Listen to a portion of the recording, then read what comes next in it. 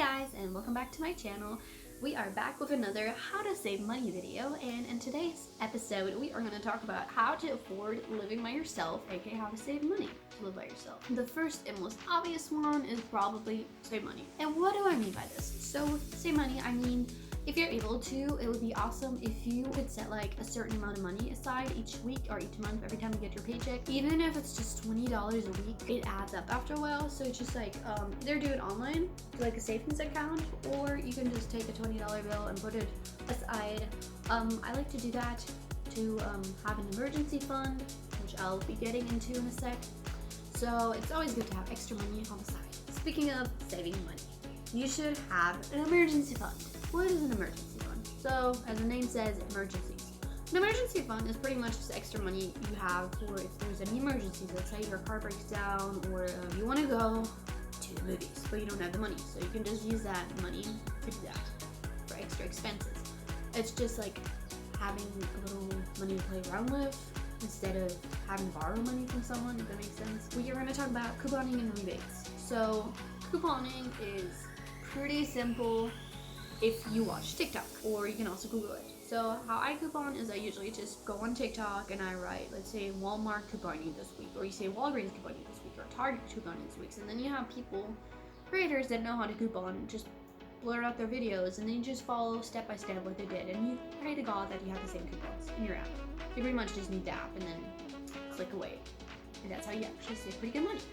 And the rebate apps is the ones that I've mentioned before last week in my video, was Ibotta, Fetch, and coupons.com, where you clip coupons and get money back after spending money on that product. What will also help you to have money for an apartment is to have a spending budget. This means you can do it old-fashioned way, like I did.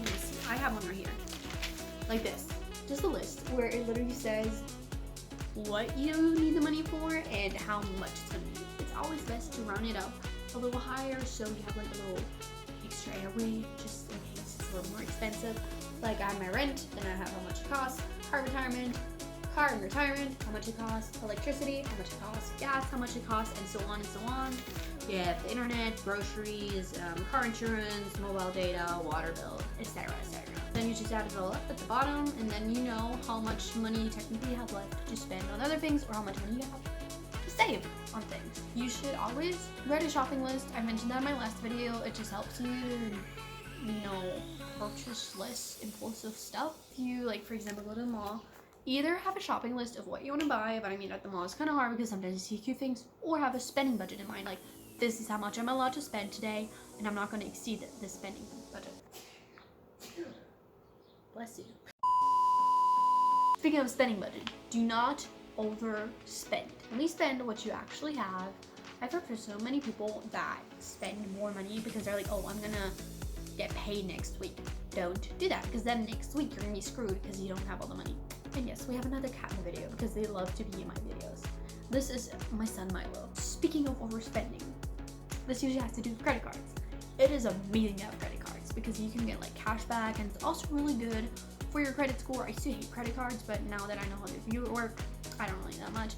It's really just responsibility. You only spend what you can pay back. And you should also just spend around like 10%, because I heard otherwise it could affect your credit score. So I know it's really tempting to spend more, but I don't know how much money you actually have. And if you're really terrible with credit cards, I can lay cash really close to your heart.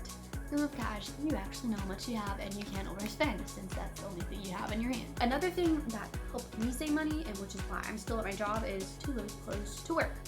Why? Because it's awesome to get up in the morning and it doesn't take that long to get to work, so you can sleep in longer, or you can take more time to get ready. But the biggest advantage obviously is gas. You save money for gas because you don't have to drive a long way, and it's less stressful to get to work. So think about that. Another big thing is make sure to turn off electronics when you're not using them. Let's say the TV. I know so many people that fall asleep to the TV.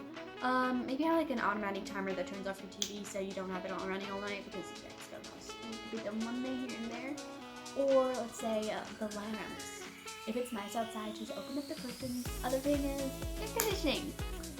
As you see from the example right here, my balcony is open. A, my cat loves it. B, it saves me money. You know, if you had the air on all the time, it's a little pricey. Instead, I just enjoy the fresh air.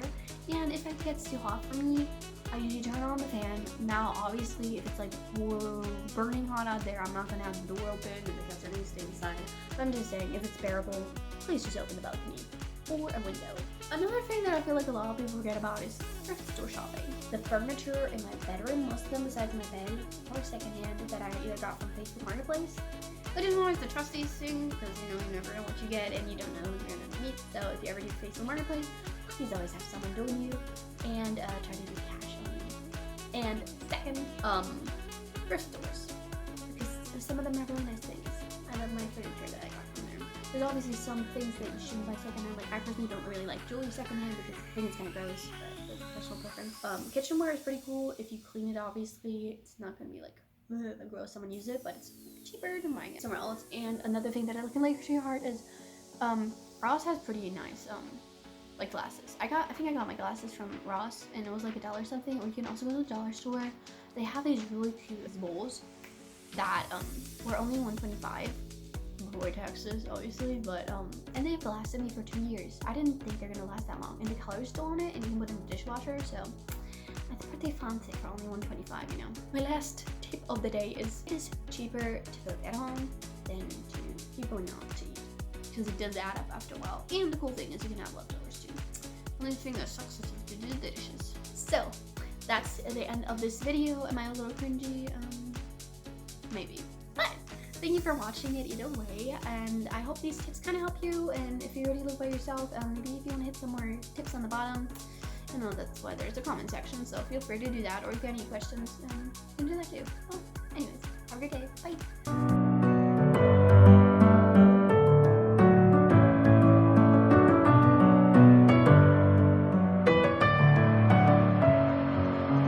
Messing with my head.